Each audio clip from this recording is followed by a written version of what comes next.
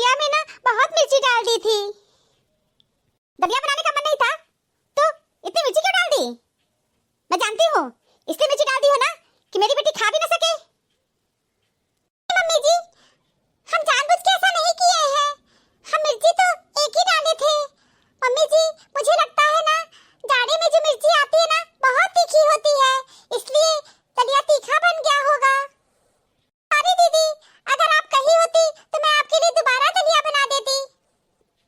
दोबारा दलिया बना देती? एक बार तो बनाई नहीं ठीक से, दोबारा बनाएंगी आप? रोसा, दोबारा और मिर्ची छोक देंगी आप? मम्मी, मुझे पता है मेरा आना ना इनको अच्छा नहीं लगा है। दीदी, ये कैसी बात कर रही हैं आप? आपका घर है, आप यहाँ जब मन आइए जब मन जाइए। हम कौन होते हैं कुछ कहने वाले? और मुझे क्यों बुरा लगेगा? बुरा तो लगता है तुमको, हमको पता है। जी, आप ही ये कैसी बात कर रही हैं? हमको बिल्कुल भी बुरा नहीं लगता है। 4 दिन के लिए मेरी बेटी आई है, लेकिन कुछ भी अच्छा बना के नहीं दे सकती हो। अपने से तो कुछ कहोगी नहीं? क्या कुछ अच्छा बना दे? मेरी बेटी सुबह 4 बजे ससुराल में उठ जाती है और घर का पूरा काम करती है। 1 बजे रात बिस्तर पे आती है सोने के लिए। छोड़ो मम्मी, भाभी के सामने ये सब कहना बेकार है। भाभी ये सब बातें समझेंगी ही नहीं। हाँ मम्मी जी, मैं जानती हूँ दीदी ससुराल में बहुत काम करती है, बहुत काम करती है। और तुम कितना काम करती हो? तुम तो कुछ भी नहीं करती हो काम। मम्मी जी, आप ठीक कह रही हैं, मैं तो कुछ भी काम नहीं करती हूँ। कहने का मतलब है जितना मेरी बेटी ससुराल में करती है ना, तुम उतना नहीं करती हो।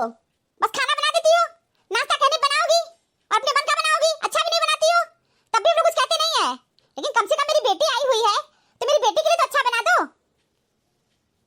मम्मी जी, कोई बात नहीं, गलती हो गई। अभी आप मुझे बताइए दीदी के लिए क्या बनाएं? मन करे तुम्हारा बना दो। आप ही बता दीजिए क्या खाना चाहती हैं, जो आपको पसंद हो ना वही बताइए, मैं वही बनाऊंगी, बहुत जल्दी बना के लाऊंगी। खाना बना के ला के रख दीजिए, खा लेंगे। पता है मेरा आना आपको तो अच्छा लगता ही नहीं है, कभी भी नहीं अच्छा लगा है, आज क्यों अच्छा लगेगा? ये शर्म है जो चले आते हैं। मम्मी, आपको ही बता दे रहे हैं, मत बुलाया करिए हमको। जब भाभी को नहीं पसंद है तो हम नहीं आएंगे। ठीक है, खोपड़ी पे खड़ी मत रहो, जाओ इडली और सांभर और चटनी बना दो। मम्मी से फोन पे पंचायत मत करने लगना कि पूरा समय लगा दो, जल्दी बना के ले आओ। ठीक है मम्मी, मैं भी बहुत जल्दी बना रही हूँ। 2 कप कॉफी के लिए भी कह दो। हाँ, सबसे पहले 2 कप कॉफी बना के ले आओ। क्या मम्मी जी, मैं बहुत जल्दी कॉफी बना के ला रही हूँ दीदी के लिए और आपके लिए। और बता बिटिया, तुम्हारे ससुराल में क्या हाल चाल है? मम्मी क्या बताएं, मेरी सास ना अपनी दोनों बेटियों को बुला ली। हर दिन खाने का नया डिमांड, आज ये बनेगा, आज वो बनेगा, आज ये बनेगा, आज वो बनेगा। मम्मी, सबसे पहले मैं तुमको कॉल की कि तुम मुझे बुला लो।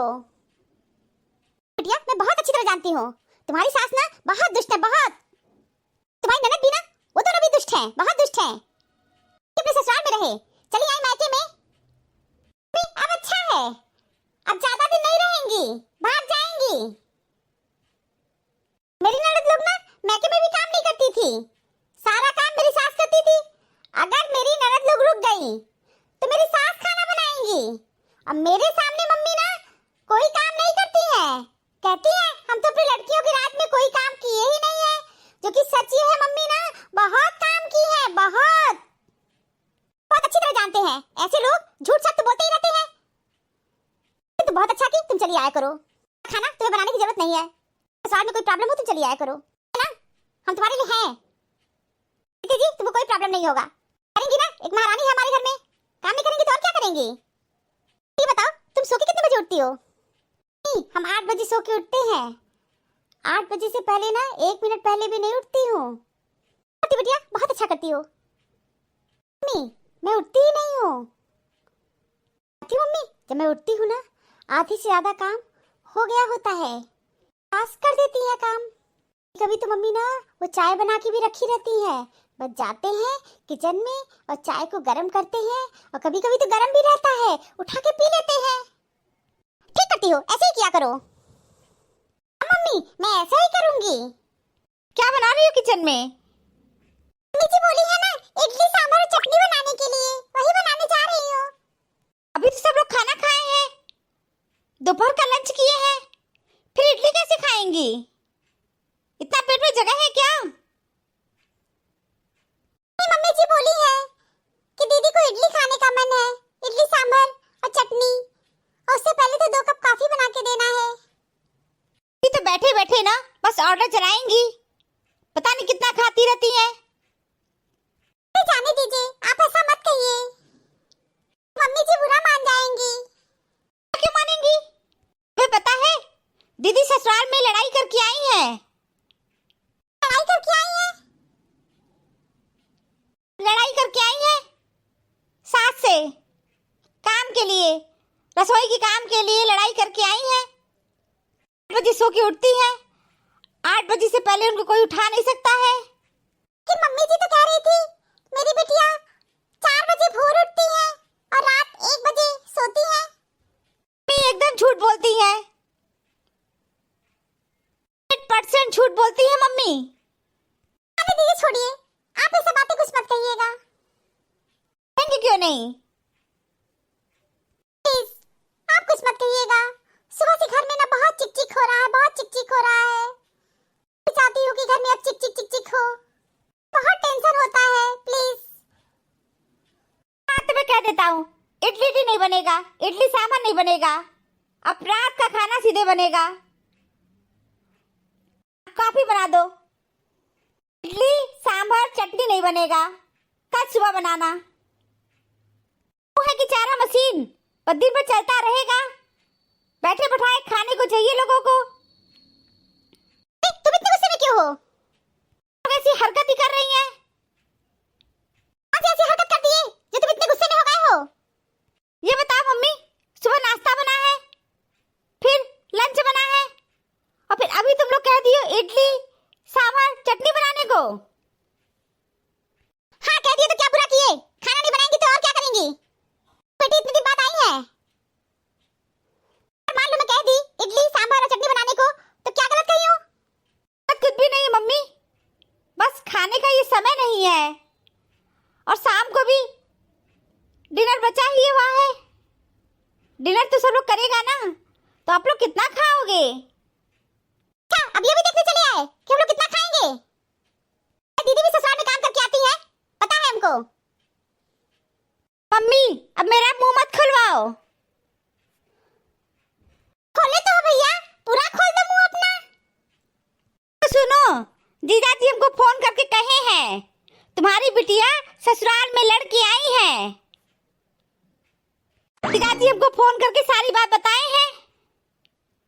2 साल बाद जीजा जी की बहनें आई हैं मैके में, और ये महारानी यहाँ भाग आई की है। यहाँ भाग आई मेरी बिटिया तो बहुत बढ़िया काम की है। खाने का दिन है, वहाँ पे काम करेंगी क्या? नंदे बैठ के करे काम, खूब खाए बनाए। हाँ, बहुत बढ़िया सीख दे रही है मम्मी अपनी बिटिया को। मत भूलो मम्मी कि मेरी वाइफ भी किसी की बेटी है। मैके चली जाए तो कैसा लगेगा आपको? तुम भी अपनी बिटिया से यहाँ पे खूब काम करवाना। करवाओगी काम? अपनी बिटिया के बारे में तो बहुत अच्छी फीलिंग रख रही हो, लेकिन मेरी वाइफ के बारे में तुम्हारे मन में अच्छी फीलिंग है ही नहीं। वाइफ काम करे ये बहुत अच्छा है, तुम्हारी बिटिया ससुराल में काम करे ये बहुत बुरा है। बेटा बात तो तुम बिल्कुल सही कह रहे हो, इससे वास्तव में बहुत बड़ी गलती हुई है। अपनी बेटी के बारे में तो बहुत अच्छी फीलिंग रख रही हो, लेकिन मैं अपनी बहू के बारे में अच्छी फीलिंग नहीं रख रही हूँ। इसका एहसास हो रहा है। काम करो बेटा, अपनी दीदी को ना कल ही उनके ससुराल पहुंचा देना। अम्मी ये क्या कह रही हो? ठीक कह रही हो, तुम ठीक नहीं कर रही हो। जाओ अपने ससुराल और अपनी ननद को बना बना के अच्छा अच्छा खाना खिलाओ। बता देती हूँ तुम अच्छा बिल्कुल नहीं कर रही हो। नहीं जाओगी ससुराल। सोच के आई थी कि जब तक मेरी ननद लोग रहेंगी मैं यहाँ पे आराम करूंगी। मुझे वापस जाने को कह रही हो? हाँ, मैं तुम्हें वापस जाने के लिए कह रही हूँ, और ये मेरा डिसीजन है। कल दीदी को तुम ससुराल पहुंचा के आ जाओ। मम्मी कोई बात नहीं है, 2-4 दिन दीदी को रहने दो। नहीं, अब 2-4 दिन भी नहीं रहेंगी। उनकी नंदे आई हैं और 2 साल बाद आई हैं, अब इनको जाना ही पड़ेगा। ये तुम बहुत गलत कर रही हो, बहुत बुरा लग रहा है हमको, बहुत बुरा लग रहा है, मेरा इंसल्ट करवाओगी। बहुत इंसल्ट हो रहा है। ससुराल में तुम बहुत लड़ाई झगड़ा कर रही हो। मेरा आखिरी डिसीजन है, कल तुम ससुराल जाओगी। जाओगी तो जाओगी। सोचा था वक्त के साथ सब ठीक हो जाएगा, लेकिन वक्त ने तो वो भी बिगाड़ दिया जो पहले ठीक था। कभी अकेला चलना पड़े तो डरे मत, क्योंकि शमशान, शिखर और सिंहासन पर आदमी अकेला ही होता है। कर्म के बीच अच्छे हो या बुरे, अपने समय पर पेड़ बनकर फल जरूर देते हैं।